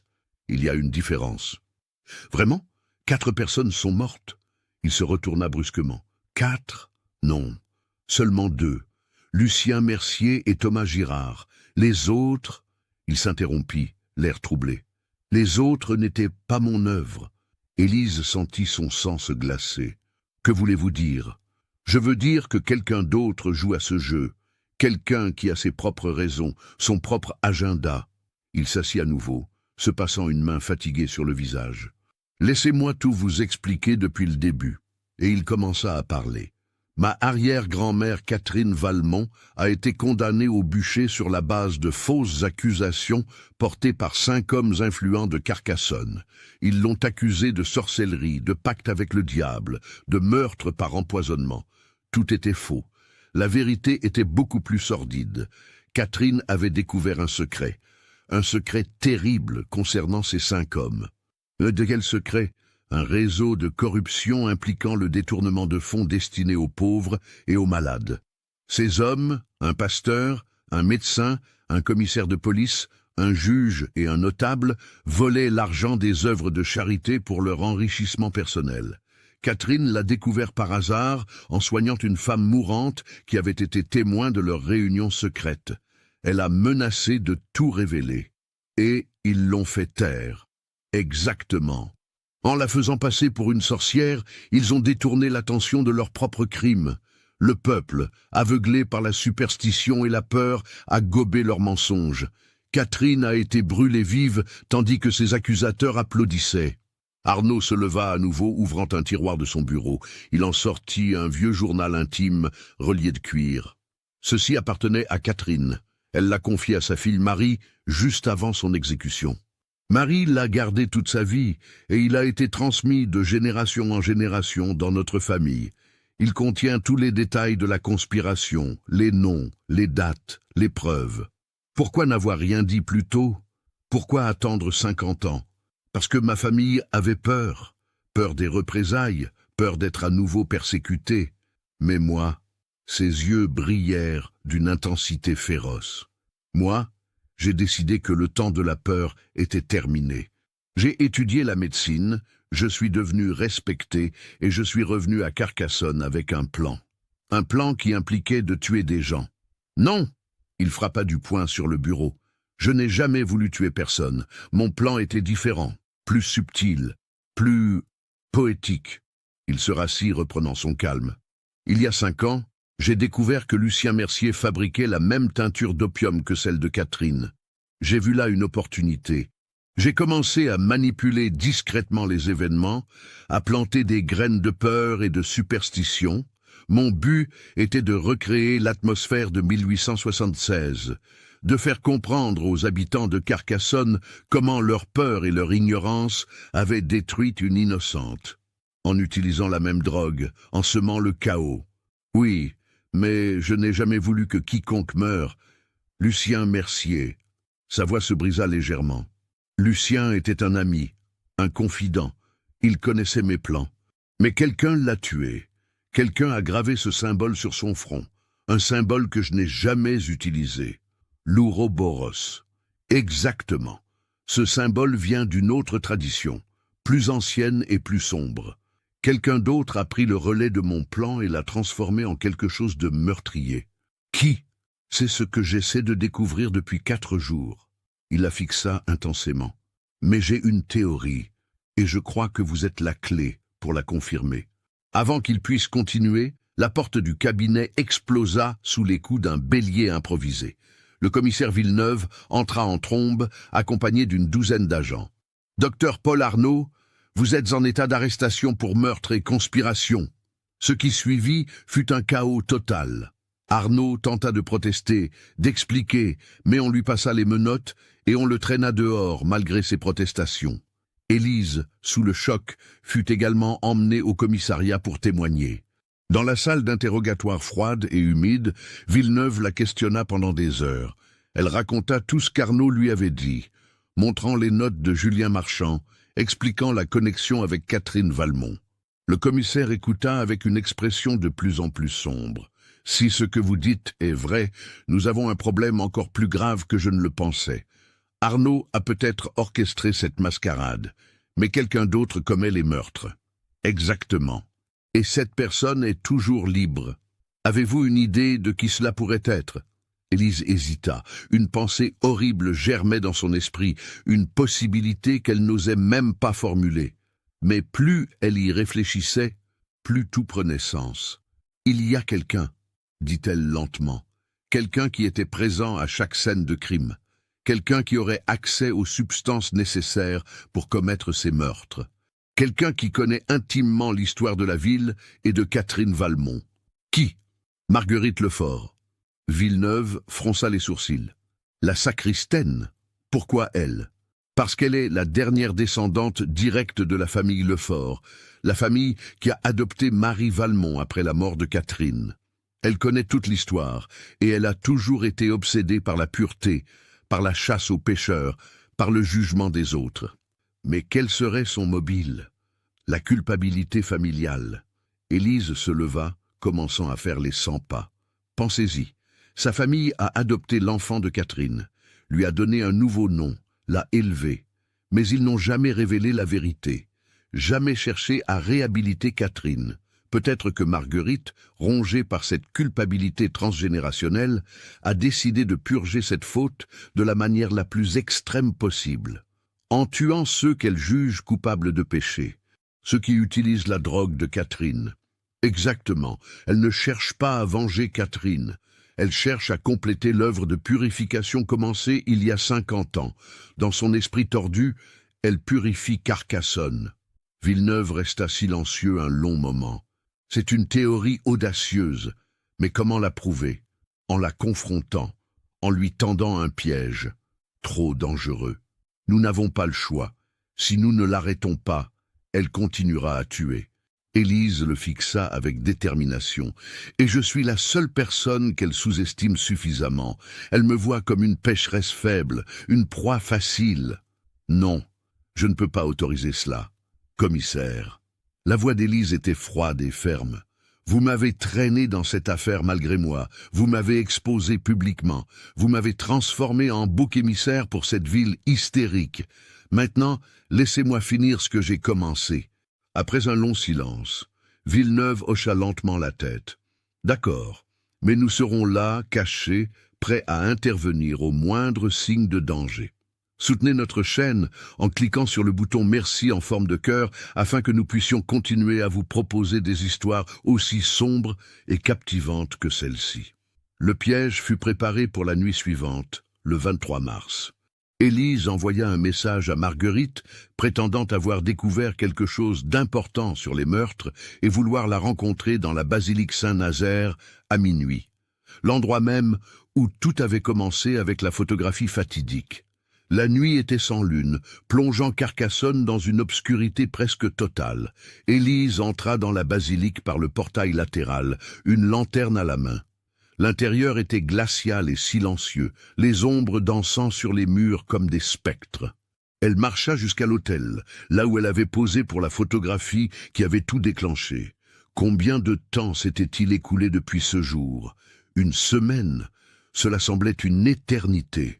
« Je savais que vous viendriez », dit une voix derrière elle. Élise se retourna. Marguerite Lefort se tenait dans l'ombre de la nef, vêtue de noir, ses yeux brillant d'une lueur inquiétante dans la pénombre. « Marguerite, merci d'être venue. Vous avez dit que vous aviez découvert quelque chose. » La sacristaine s'avança lentement. « Qu'avez-vous trouvé? La vérité. Sur vous, sur ce que vous faites. » Un silence pesant tomba. Puis Marguerite sourit, un sourire terrible, presque extatique. « Ah, vous savez donc. » Elle continua d'avancer, et Élise remarqua qu'elle tenait quelque chose dans sa main droite. Un petit flacon. Je me demandais combien de temps il faudrait pour que quelqu'un comprenne. « Mais pourquoi? Pourquoi tuer ces gens? Parce qu'ils étaient corrompus. » La voix de Marguerite monta en un cri presque hystérique. « Souillés par le péché, par cette drogue maudite qui ouvre les portes de l'enfer. Ma famille a porté la honte pendant 50 ans à cause de Catherine Valmont. Nous avons élevé son enfant bâtarde, nous l'avons cachée, protégée, mais la malédiction est restée. Elle s'est transmise de génération en génération comme une maladie. Catherine n'était pas maudite, elle était innocente. » Innocente? Marguerite cracha le mot comme un poison. « Elle a apporté la honte sur ma famille. À cause d'elle, nous avons été marqués, ostracisés. Mon arrière-grand-père a été ruiné socialement après avoir adopté son enfant. Nous avons dû vivre dans l'ombre pendant des décennies. Ce n'était pas la faute de Catherine, c'était celle de ses accusateurs. Des hommes corrompus qui l'ont tuée pour protéger leurs secrets. Mais maintenant, 50 ans plus tard, sa drogue maudite réapparaît, comme si elle nous narguait depuis sa tombe. » Marguerite serrait le flacon si fort que ses jointures blanchissaient. « J'ai dû agir, j'ai dû purifier cette ville de son infection. Un par un, j'ai éliminé ceux qui s'adonnaient à ce vice. Vous les avez empoisonnés. Je leur ai donné ce qu'ils cherchaient, une dose massive de leur poison préféré. Ils sont morts dans les visions qu'ils chérissaient tant. C'était approprié. Et les symboles, l'ouroboros, un message. Le serpent qui se mord la queue représente le cycle éternel de la corruption et de la purification.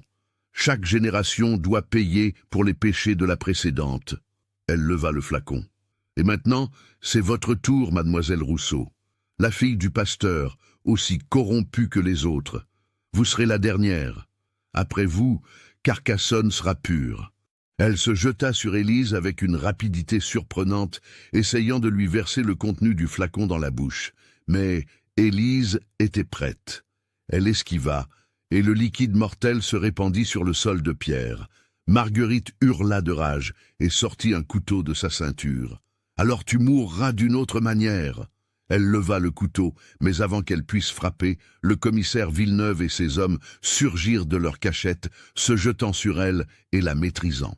La lame tomba sur le sol dans un cliquetis métallique. « Marguerite Lefort, vous êtes en état d'arrestation pour 4 meurtres. » Mais Marguerite ne semblait même pas les entendre.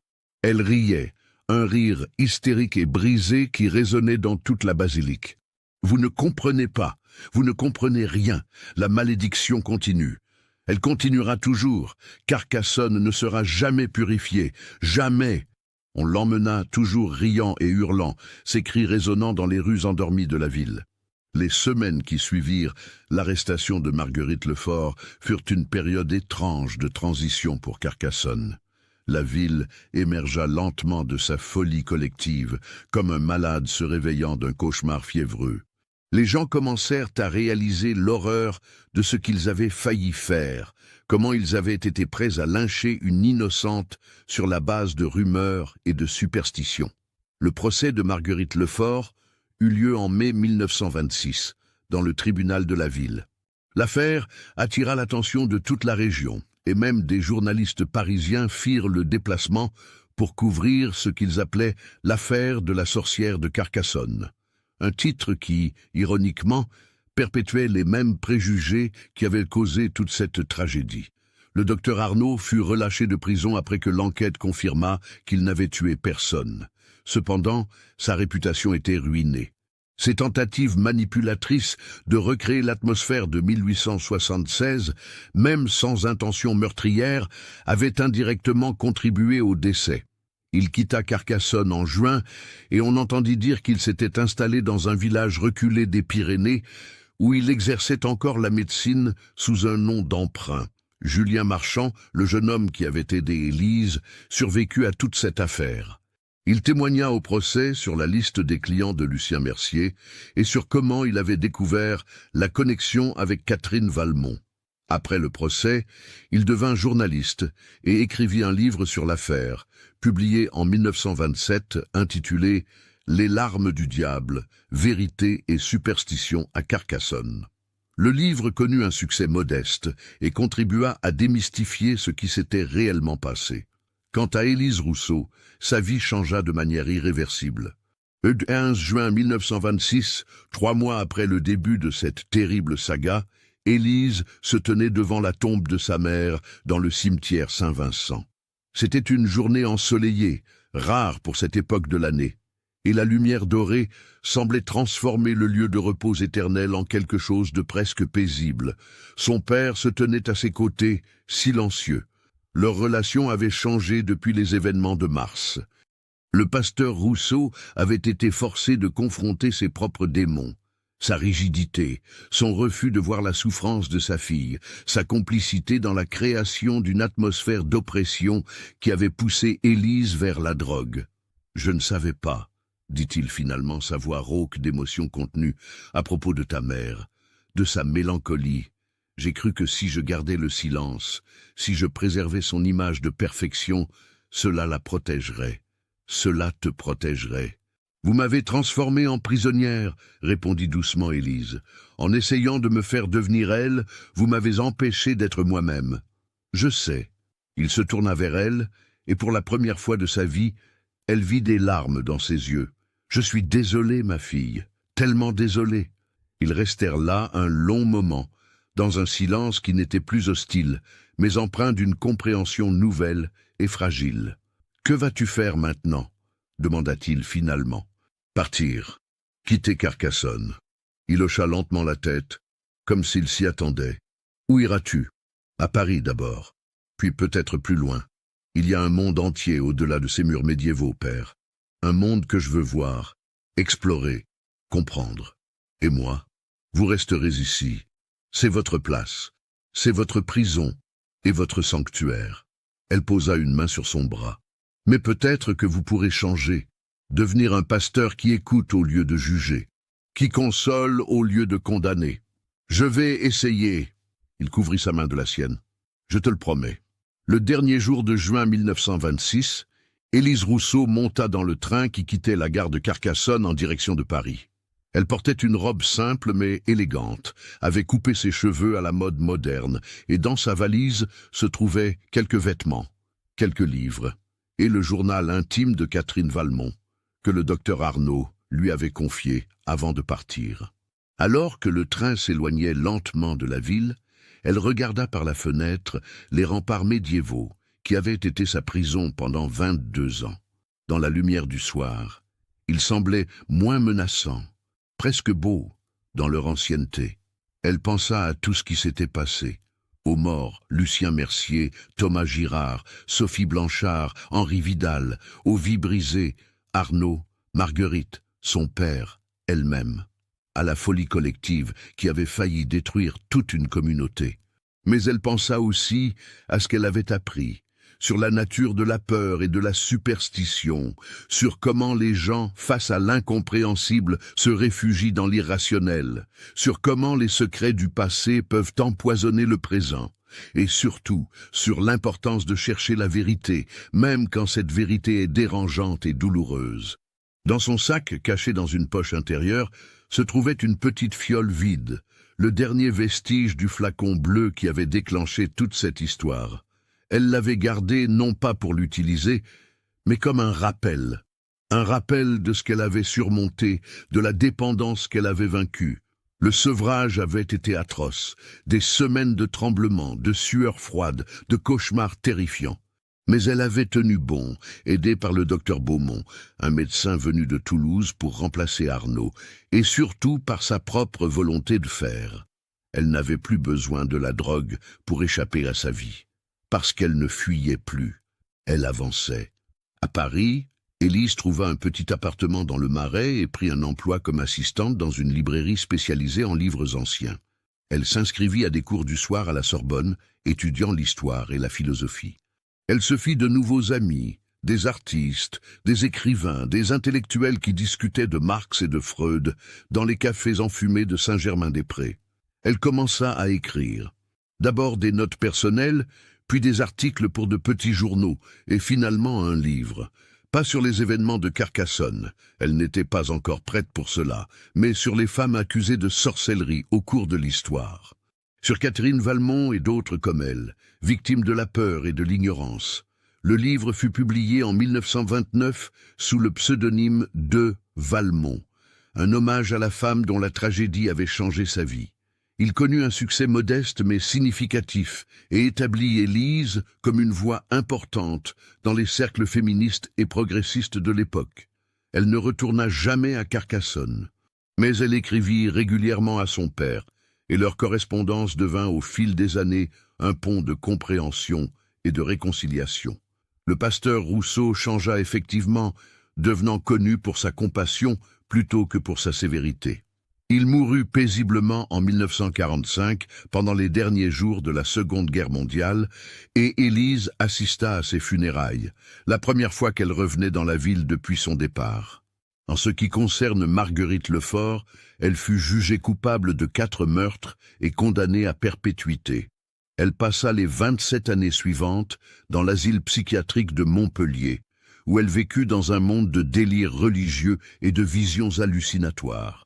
Elle mourut en 1953, toujours convaincue qu'elle avait été une sainte purificatrice trahie par un monde corrompu. Julien Marchand devint un journaliste réputé et un défenseur des droits civiques. Il et Élise restèrent amis toute leur vie, s'écrivant régulièrement et se rencontrant occasionnellement à Paris. Il ne se maria jamais, et certains dirent qu'il était resté amoureux d'Élise jusqu'à sa mort en 1968, pendant les événements de mai. Le père Fontaine continua à servir la basilique Saint-Nazaire jusqu'à sa retraite en 1942. Il fut l'un des rares membres du clergé à aider activement les Juifs pendant l'occupation, cachant plusieurs familles dans les cryptes de la basilique. Il survécut à la guerre et mourut en 1950, honoré comme un juste.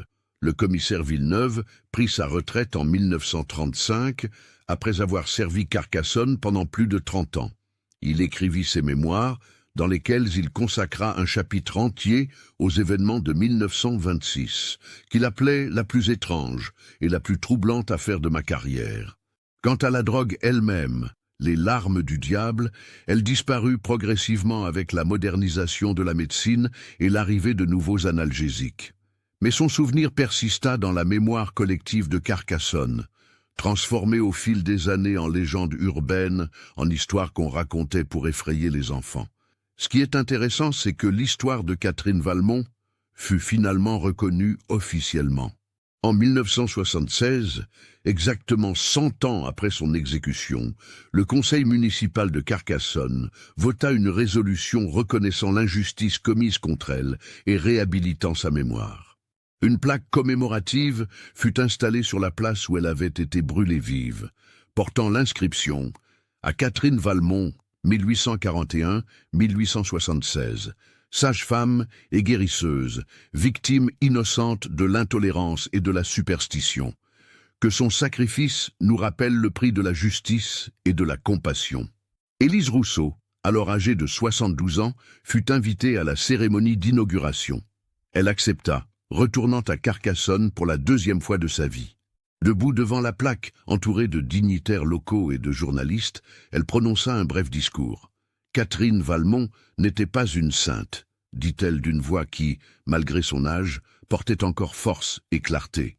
Elle n'était pas non plus une sorcière. Elle était simplement une femme qui essayait d'aider les autres avec les connaissances qu'elle possédait. Sa tragédie n'était pas unique. À travers l'histoire, d'innombrables femmes comme elle ont été persécutées, tuées, effacées simplement parce qu'elles défiaient les normes établies ou dérangèrent les puissants. Elle fit une pause, regardant les visages attentifs autour d'elle. Ce que nous commémorons aujourd'hui n'est pas seulement la mémoire d'une femme morte, il y a 100 ans. Nous commémorons la leçon qu'elle nous enseigne, que la peur de l'inconnu, la soif de pouvoir et le refus de la compassion peuvent transformer n'importe quelle communauté en une meute déchaînée, et que la seule défense contre cette descente dans la barbarie est la vérité, le courage et l'humanité. N'oubliez jamais Catherine Valmont, mais surtout, n'oubliez jamais les leçons de son histoire, car elles sont aussi pertinentes aujourd'hui qu'elles l'étaient il y a un siècle. Les applaudissements qui suivirent furent longs et chaleureux. Élise resta un moment devant la plaque, posant sa main sur le bronze frais. Elle pensa à tout ce qui avait commencé 50 ans plus tôt, à cette matinée brumeuse de mars 1926, quand elle avait été photographiée devant l'autel de la basilique, un flacon bleu caché dans sa poche, tant de vies changées, tant de souffrances, tant de leçons apprises au prix du sang et des larmes. Elle pensa à sa mère, dont la mélancolie n'avait jamais été comprise ni traitée correctement, à son père, qui avait appris trop tard l'importance de la compassion sur le jugement, à Lucien Mercier, l'apothicaire qui avait essayé d'aider, mais qui était devenu la première victime, à Marguerite Lefort, consumée par la culpabilité familiale et la folie religieuse, au docteur Arnaud, dont la quête de justice s'était transformée en manipulation dangereuse. Et elle pensa à elle-même, à la jeune fille qu'elle avait été, désespérée et perdue, cherchant l'oubli dans une drogue dangereuse. Elle était tellement différente maintenant. La vie l'avait façonnée, durcie, mais aussi adoucie. Elle avait connu l'amour, bien que bref, l'amitié, le succès professionnel et surtout la liberté. Élise Rousseau vécut jusqu'à l'âge vénérable de 89 ans. Elle mourut paisiblement dans son sommeil à Paris en 1993, entourée d'amis et de ses nombreux enfants spirituels, les jeunes écrivains et activistes qu'elle avait mentorés au fil des décennies. Dans son testament, elle légua tous ses biens à une fondation qu'elle avait créée pour aider les femmes victimes d'abus et de violences. Elle légua aussi le journal intime de Catherine Valmont aux archives municipales de Carcassonne, avec instruction qu'il soit accessible au public. Ces derniers mots, selon ceux qui étaient présents, furent « J'ai vu les larmes du diable et j'ai survécu pour raconter l'histoire. Maintenant, je peux enfin me reposer. » Aujourd'hui, en 2026, exactement 100 ans après les événements de mars 1926, l'histoire d'Élise Rousseau et des larmes du diable est devenue une partie intégrante de l'histoire de Carcassonne. Des étudiants en histoire écrivent des thèses sur l'affaire. Des touristes visitent les lieux où se sont déroulés les événements clés. La maison où vivait Élise, le presbytère, a été transformée en petit musée. Et dans la basilique Saint-Nazaire, à l'endroit exact où Élise avait été photographiée ce matin brumeux de mars 1926, il y a maintenant une petite plaque commémorative. Pas grandiose, pas dramatique, juste une simple inscription en bronze, en mémoire de tous ceux qui ont souffert pendant les événements de mars 1926. Que leur histoire nous rappelle que la vérité, bien que douloureuse, est toujours préférable au mensonge confortable, et que la compassion est plus forte que le jugement. Les visiteurs s'arrêtent parfois devant cette plaque, se demandant quelle était cette histoire. Et si quelqu'un prend la peine de faire des recherches, de lire les livres, de consulter les archives, il découvre une histoire extraordinaire. Une histoire de peur et de courage, de superstition et de vérité, de damnation et de rédemption. Une histoire qui, comme toutes les grandes histoires, ne parle pas seulement du passé, mais aussi du présent et de l'avenir. Car les larmes du diable, que ce soit sous forme de drogue, de superstition ou de haine, existent toujours dans notre monde moderne. Elles prennent de nouvelles formes, de nouveaux noms, mais leur essence reste la même. Le désespoir qui pousse les gens vers des échappatoires dangereuses, la peur qui transforme les communautés en meutes et l'intolérance qui détruit l'innocent au nom du bien. La leçon d'Élise Rousseau et de Catherine Valmont avant elle est simple mais profonde. Nous devons rester vigilants. Nous devons questionner nos certitudes. Nous devons résister à la tentation de la facilité du jugement et de la condamnation. Et surtout, nous devons avoir le courage de chercher la vérité, même quand elle est inconfortable, même quand elle remet en question tout ce que nous croyons savoir. Car c'est seulement dans la lumière de la vérité que nous pouvons espérer échapper aux ombres qui nous hantent. C'est seulement en comprenant notre passé que nous pouvons construire un avenir meilleur. Et c'est seulement en reconnaissant notre propre capacité à la cruauté et à l'injustice que nous pouvons choisir consciemment la compassion et la justice à la place. Dans les archives municipales de Carcassonne, soigneusement préservées dans une boîte de conservation spéciale, se trouve le journal intime de Catherine Valmont. Sur la dernière page, écrite la veille de son exécution en 1876, on peut lire ces mots. « Demain, ils me brûleront vive sur la place publique. Ils me tueront pour des crimes que je n'ai pas commis, des péchés que je n'ai jamais pratiqués. Mais je meurs en sachant la vérité, et la vérité ne peut jamais être complètement détruite. Un jour, quelqu'un découvrira ce qui s'est réellement passé. Un jour, la justice sera faite non pas pour moi, car je serai morte depuis longtemps, mais pour tous ceux qui viendront après moi, tous ceux qui pourraient subir le même sort si nous ne tirons pas les leçons de l'histoire. À celui ou celle qui lira ces mots dans les années à venir, n'ayez pas peur de la vérité, n'ayez pas peur de défier l'injustice. Et surtout, n'ayez pas peur d'être différent, d'être vous-même, même si le monde entier semble se liguer contre vous. Car c'est dans ces moments de ténèbres que la lumière de l'humanité brille le plus fort. Ces mots, écrits il y a 150 ans, résonnent encore aujourd'hui avec une force et une pertinence incroyables. Élise Rousseau les avait lus pour la première fois en 1926, alors qu'elle commençait son propre voyage de découverte et de libération. Il l'avait guidée pendant toute sa vie, lui donnant force et courage dans les moments les plus sombres. Et maintenant, il continue d'inspirer de nouvelles générations, rappelant à chacun que l'histoire n'est jamais vraiment terminée, que les leçons du passé doivent être constamment réapprises, et que le combat pour la vérité, la justice et la compassion est éternel. Les larmes du diable, la peur, le désespoir, la haine seront toujours avec nous. C'est la nature humaine. Mais nous avons aussi en nous les larmes de compassion, d'empathie et d'amour, et ce sont ces larmes-là qui, finalement, ont le pouvoir de guérir, de transformer et de racheter. C'est le véritable héritage de Catherine Valmont, d'Élise Rousseau, et de tous ceux qui ont eu le courage de résister à l'obscurité et de choisir la lumière. Et c'est une histoire qui mérite d'être racontée encore et encore, pour que nous n'oublions jamais. Qu'avez-vous pensé de l'histoire? Laissez votre commentaire ci-dessous et partagez vos réflexions sur ce cas terrifiant. Envie d'autres histoires d'horreur mêlant histoire et mystère? Abonnez-vous, activez la cloche de notification et partagez avec ceux qui aiment le côté obscur de l'humanité. À bientôt pour le prochain cauchemar. L'année 1926 fut une période charnière dans l'histoire de France et de Carcassonne. Le pays se remettait encore des blessures profondes de la Première Guerre mondiale, qui s'était terminée moins de 8 ans auparavant.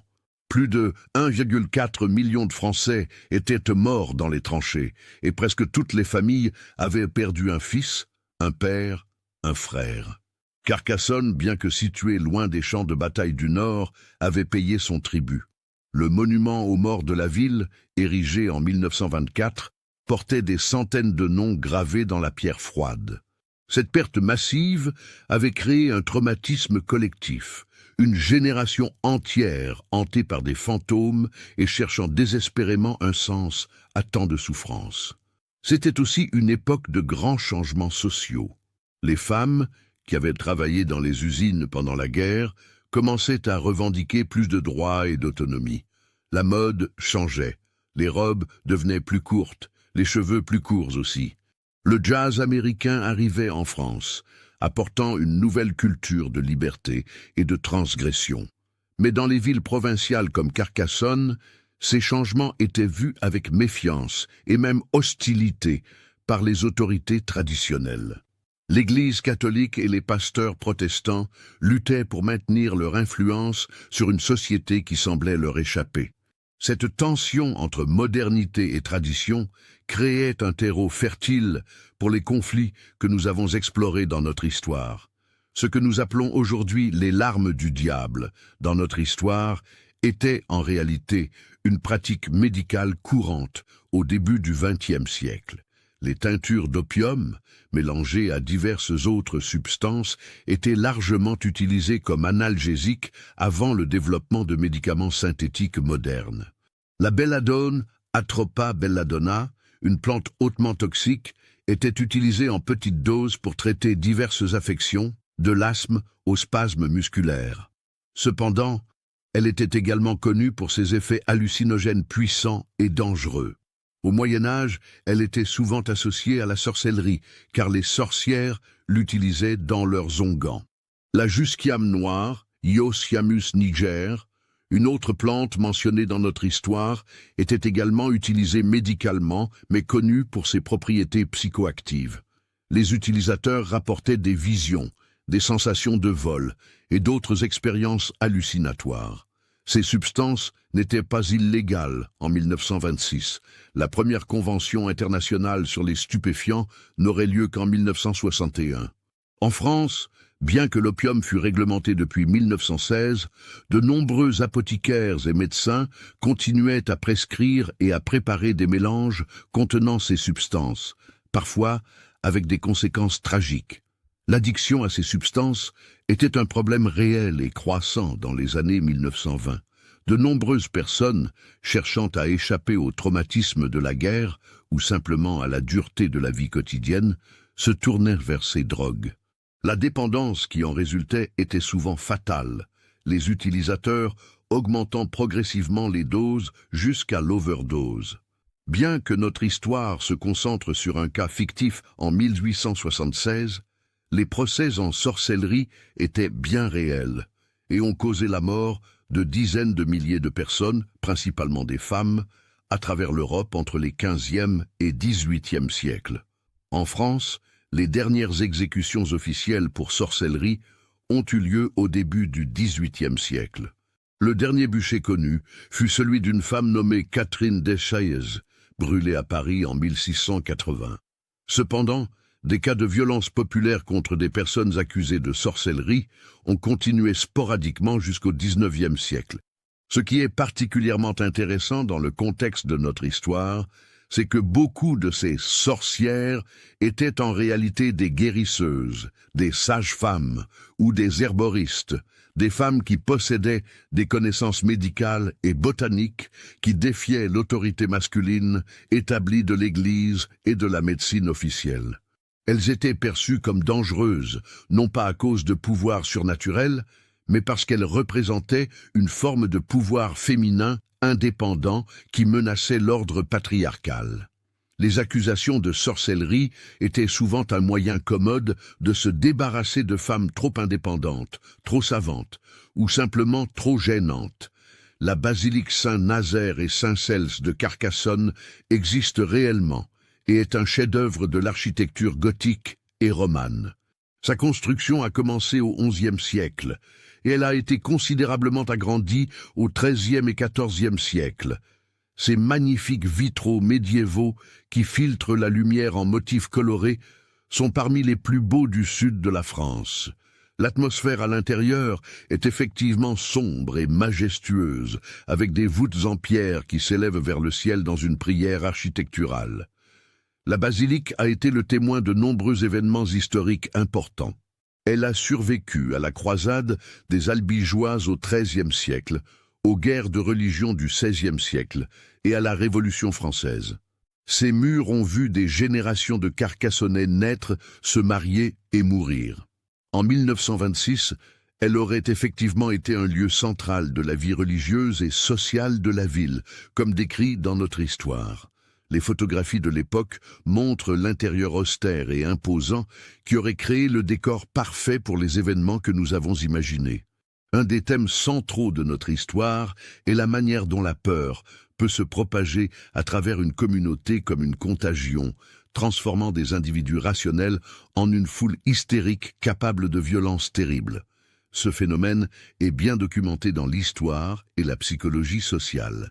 Les paniques morales, des périodes d'anxiété collective intense concernant une menace perçue pour l'ordre social, se sont produites à travers l'histoire et continuent à se produire aujourd'hui. Les procès de sorcellerie de Salem en 1692, la peur rouge aux États-Unis dans les années 1950 et de nombreux autres exemples montrent comment une communauté peut rapidement basculer dans la paranoïa et la violence quand certaines conditions sont réunies. 1. Une menace perçue. Quelque chose qui semble menacer l'ordre établi ou les valeurs de la communauté. 2. Des autorités qui amplifient la peur. Des leaders religieux, politiques ou médiatiques qui légitiment et encouragent l'anxiété. 3. Des boucs émissaires identifiés. Des individus ou des groupes désignés comme responsables du problème. 4. Une isolation sociale. Une communauté fermée où les rumeurs circulent rapidement et où la dissidence est difficile.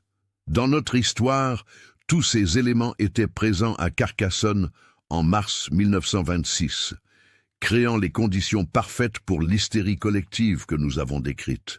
Pour vraiment comprendre le personnage d'Élise et sa lutte, il faut comprendre la position des femmes dans la France de 1926. Les femmes françaises n'obtiendraient le droit de vote qu'en 1944. La France était en fait l'un des derniers pays d'Europe occidentale à accorder ce droit fondamental. En 1926, les femmes mariées ne pouvaient pas ouvrir un compte bancaire ou travailler sans la permission de leur mari. Elles étaient considérées légalement comme des mineures toute leur vie, passant de l'autorité de leur père à celle de leur mari. Pour une femme non mariée comme Élise, les options étaient extrêmement limitées. Les seuls emplois respectables étaient l'enseignement, les soins infirmiers ou le travail domestique. Une femme célibataire de plus de 25 ans était considérée avec suspicion et pitié. Les filles de pasteurs et de prêtres portaient un fardeau particulier. Elles étaient censées être des modèles de piété et de vertu pour toute la communauté. Leur comportement reflétait directement sur l'honneur de leur père et, par extension, sur l'Église elle-même. La pression pour maintenir une façade de perfection était écrasante.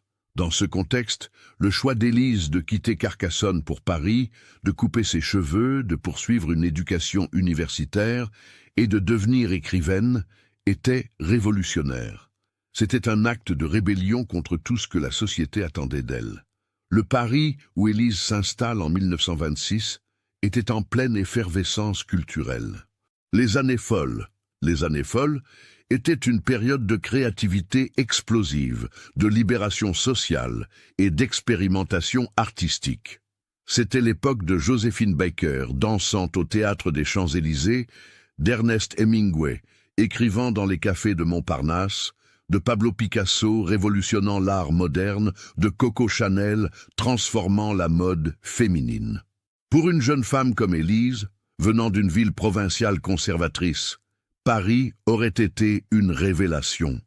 Dans les quartiers bohèmes, comme Montmartre et Saint-Germain-des-Prés, elle aurait pu rencontrer des artistes, des intellectuels, des féministes, des révolutionnaires, des gens qui remettaient en question toutes les certitudes qu'on lui avait enseignées.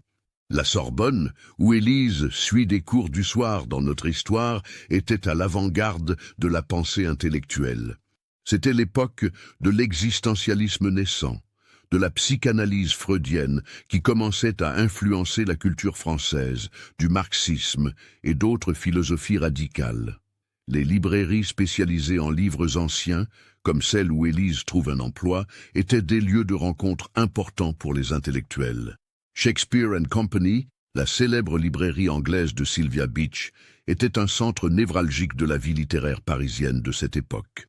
L'idée que Carcassonne réhabilite Catherine Valmont en 1976, 100 ans après son exécution fictive, reflète un processus historique réel qui s'est produit dans de nombreuses villes européennes. Au cours du XXe siècle, de nombreuses communautés ont commencé à réexaminer les procès en sorcellerie de leur passé et à reconnaître officiellement l'injustice qui avait été commise. Ce processus est souvent long et controversé, car il oblige les communautés à confronter les aspects les plus sombres de leur histoire. En Allemagne, dans la ville de Würzburg, où environ 900 personnes ont été brûlées comme sorcières entre 1626 et 1631, un monument commémoratif n'a été érigé qu'en 2002. En Écosse, une campagne est actuellement en cours pour obtenir des pardons posthumes pour les personnes exécutées pour sorcellerie. Ces processus de réhabilitation ne sont pas seulement symboliques. Ils représentent une reconnaissance collective que l'injustice a été commise, une volonté d'apprendre du passé et un engagement à ne pas répéter les mêmes erreurs. Un thème important dans notre histoire est la manière dont le trauma et la culpabilité peuvent se transmettre de génération en génération, affectant les descendants de ceux qui ont vécu les événements originaux. Ce concept, connu en psychologie comme trauma transgénérationnel, est bien documenté. Les recherches ont montré que les descendants de victimes de génocide, d'esclavage ou d'autres traumatismes massifs peuvent porter les effets psychologiques de ces événements, même s'ils ne les ont pas vécus directement. Mais ce qui est moins souvent discuté, c'est le trauma vécu par les descendants des perpétrateurs. Dans notre histoire, Marguerite Lefort est rongée par la culpabilité de ce que ses ancêtres ont fait à Catherine Valmont, ou plutôt, de ce qu'ils n'ont pas fait pour la sauver. Ce type de culpabilité héritée peut être tout aussi destructeur que le trauma hérité. Elle peut se manifester de différentes manières, déni, projection de la culpabilité sur d'autres, ou, comme dans le cas de Marguerite, une tentative tordue de réparer l'injustice passée en commettant de nouvelles injustices. Au cœur de notre histoire se trouve un conflit fondamental qui continue de façonner notre monde aujourd'hui. La tension entre la modernité et la tradition, entre le progrès et la conservation, entre la liberté individuelle et l'ordre social. Élise représente la modernité, le questionnement des autorités établies, la recherche de vérité personnelle, le désir de liberté et d'autonomie. Son père et les autres figures d'autorité représentent la tradition, l'ordre, la hiérarchie, la conformité aux normes établies. Ce conflit n'est pas unique à 1926, ni même au XXe siècle. C'est une tension qui traverse toute l'histoire humaine. Chaque génération doit négocier à nouveau l'équilibre entre préserver ce qui était précieux dans le passé et être ouvert aux nouvelles possibilités de l'avenir. Ce qui rend ce conflit particulièrement aigu dans les périodes de changement rapides, comme les années 1920 ou notre propre époque, c'est que les anciennes certitudes s'effondrent avant que de nouvelles structures stables aient pu être établies. Cela crée une anxiété collective qui peut facilement se transformer en violence contre ceux qui sont perçus comme menaçant l'ordre établi. Finalement, notre histoire elle-même est une méditation sur le pouvoir des histoires, comment elles façonnent notre compréhension du monde, comment elles peuvent être utilisées pour opprimer ou pour libérer, et comment elles survivent et évoluent à travers les générations. Catherine Valmont a été réduite au silence par ses bourreaux, mais son histoire a survécu à travers le journal intime qu'elle a laissé à sa fille. Cette histoire a inspiré le docteur Arnaud à chercher la justice, a aidé Élise à comprendre sa propre situation et finalement a conduit à une réhabilitation publique un siècle plus tard. De la même manière, l'histoire d'Élise, capturée initialement dans cette photographie fatidique de mars 1926, s'est transformée au fil du temps. D'abord un scandale, puis une tragédie, puis finalement un symbole d'émancipation et de résistance. Les histoires ont ce pouvoir étrange de transcender le temps et les circonstances spécifiques de leur création pour parler à de nouvelles générations de manière que leurs auteurs originaux n'auraient jamais pu imaginer.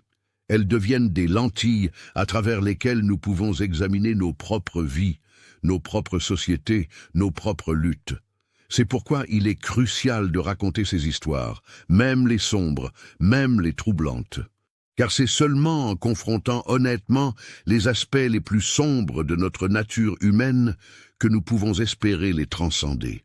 L'histoire que nous avons racontée ici, bien que fictive dans ses détails spécifiques, touche à des vérités profondes sur la condition humaine qui restent pertinentes aujourd'hui. Sur la peur. Nous voyons comment la peur non contrôlée peut transformer une communauté en foule meurtrière. Dans notre propre époque d'anxiété climatique, de pandémie et d'instabilité économique, cette leçon est plus pertinente que jamais. Sur le jugement. Nous voyons comment le jugement moral rapide, sans chercher à comprendre, peut détruire des vies innocentes. Dans notre culture actuelle de médias sociaux et de cancel culture, où les condamnations publiques peuvent se propager en quelques heures, cette mise en garde résonne particulièrement fort. Une brune sur la dépendance. Nous voyons comment des personnes désespérées se tournent vers des échappatoires dangereuses et comment la stigmatisation de la dépendance rend encore plus difficile pour elles de chercher de l'aide. Avec la crise actuelle des opioïdes et d'autres addictions, ce thème est tragiquement d'actualité. Sur la justice.